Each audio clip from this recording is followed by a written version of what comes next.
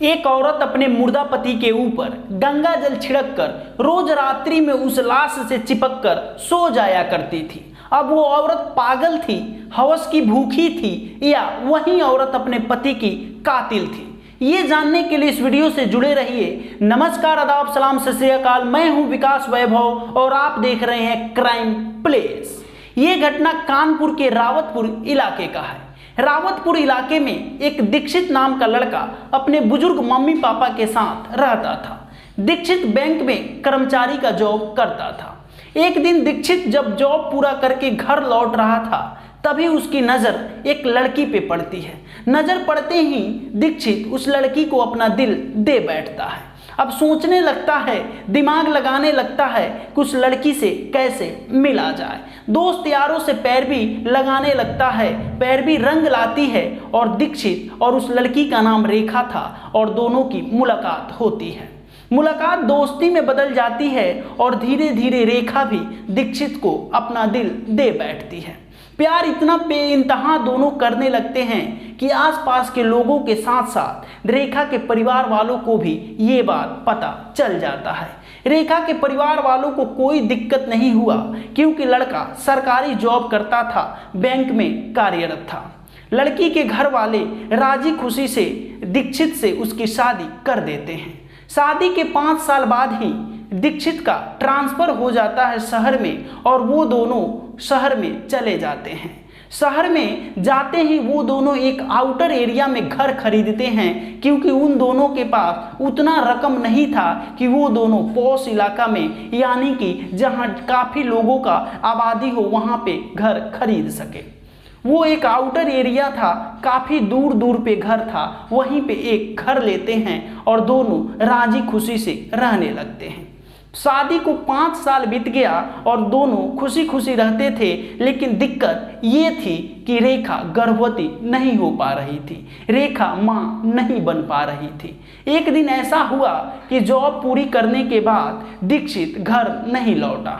शाम हो गया, रेखा को चिंता सताने लगी कि आखिर मेरे पति क्यों नहीं आ रहे हैं। तो वो कॉल बार बार करती थी, लेकिन कॉल लगने के बाद भी रिसीव नहीं करता था। शाम हो गया, रात हो गया, उसके बाद भी जब दीक्षित घर नहीं पहुंचा तो रेखा काफ़ी चिंतित हो गई और पूरी रात जगी की जगी रह गई। सुबह होते ही रेखा पुलिस स्टेशन पहुंच गई और उधर बैंक वाले भी दीक्षित के नंबर पे फ़ोन करते थे, लेकिन नंबर स्विच ऑफ बता रहा था। रेखा पुलिस वाले से रिपोर्ट लिखवाती है कि मेरे पति बैंक में जॉब करते हैं, शाम हो गया लेकिन अभी तक नहीं आए। पूरी रात मैं इंतज़ार की, नहीं आए। सुबह होते ही साहब मैं आपके पास चली आई, आप ही बताइए, आप ही ढूंढ कर लाइए मेरे पति को कि मेरे पति कहाँ चले गए। पुलिस चौकी में फ़ोन आता है कि एक लाश शहर के बाहर फेंका हुआ है।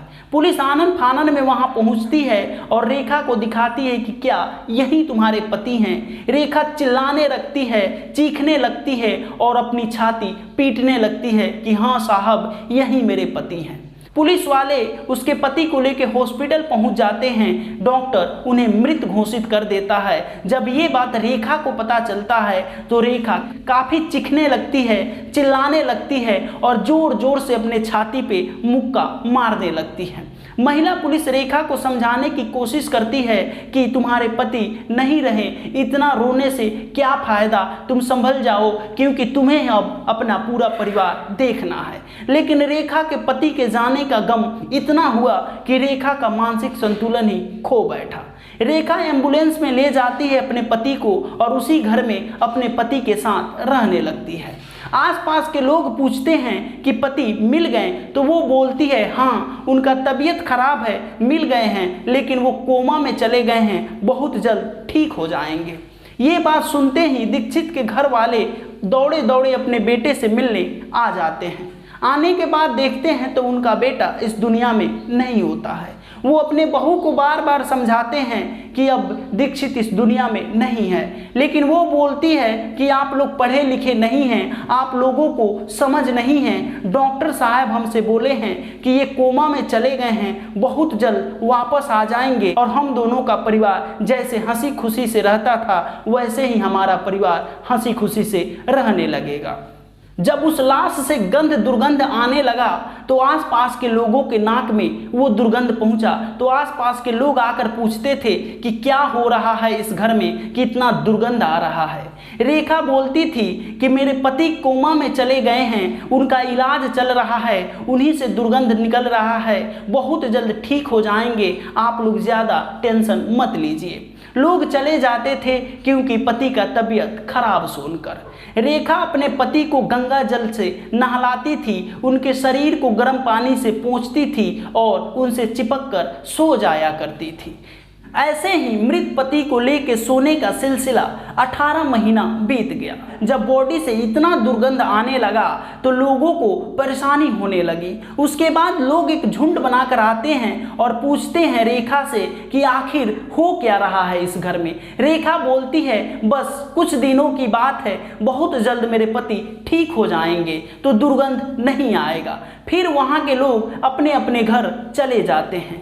भारत में एक दौर आता है कोरोना काल, एक ऐसा काल जिसमें किसी के घर में कोई नहीं जाता था, एक डिस्टेंस बनाकर सभी लोग रहते थे। कोरोना काल में गवर्नमेंट एक डॉक्टर की टीम बनाई थी। वो टीम का काम था घर घर जाकर पता करना कि किसी को कोई दिक्कत तो नहीं है, किसी को कोई परेशानी तो नहीं है, किसी को सर्दी जुकाम या कोरोना महामारी जैसी बीमारी तो नहीं है। जब डॉक्टर की टीम रेखा के गली में पहुंचती है तो उस गली से काफ़ी दुर्गंध आ रहा था।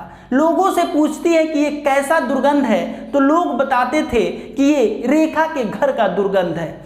डॉक्टर पहुंच जाती है रेखा के घर, रेखा से पूछताछ करने लगती है तो रेखा बोलती है कि मेरे पति बीमार हैं, वो कोमा में चले गए हैं, बहुत जल्द ठीक हो जाएंगे, उसके बाद कोई दुर्गंध नहीं आएगा।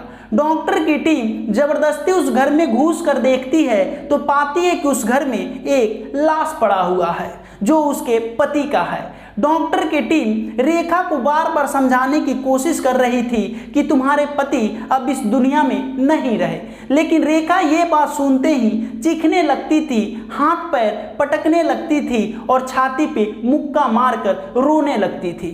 डॉक्टर की टीम जब ये बात नहीं समझा पाई रेखा को तो डॉक्टर की टीम एक तरकीब सोचती है और रेखा से कहती है कि तुम्हारे पति काफ़ी बीमार हैं, इन्हें खून की ज़रूरत है। रेखा कहती है डॉक्टर साहब मेरे शरीर से एक एक बूंद खून का कतरा ले लीजिए, लेकिन मेरे पति को बचा दीजिए। डॉक्टर की टीम कहती है कि इस कार्य को करने के लिए इन्हें हॉस्पिटल में लेकर जाना पड़ेगा। जैसे तैसे वहां से डॉक्टर की टीम उस लाश को हॉस्पिटल लेकर चले जाते हैं और दीक्षित के मम्मी पापा को फोन करके बुला लेते हैं। दीक्षित का दाह संस्कार कर देते हैं और रेखा को पागलखाने में भर्ती करवा दिया जाता है। वहीं रेखा जो कभी पूरे परिवार को संभाल लेती थी, आज वो रेखा पागलखाने के 4 दीवारी के अंदर खुद को नहीं संभाल पा रही है। आज की यही थी सच्ची घटना और आज की यही थी आपकी सीख। क्या ऐसी पत्नी आज के ज़माने में भी नसीब हो सकती है? आप कमेंट बॉक्स में ज़रूर बताइएगा। जय हिंद।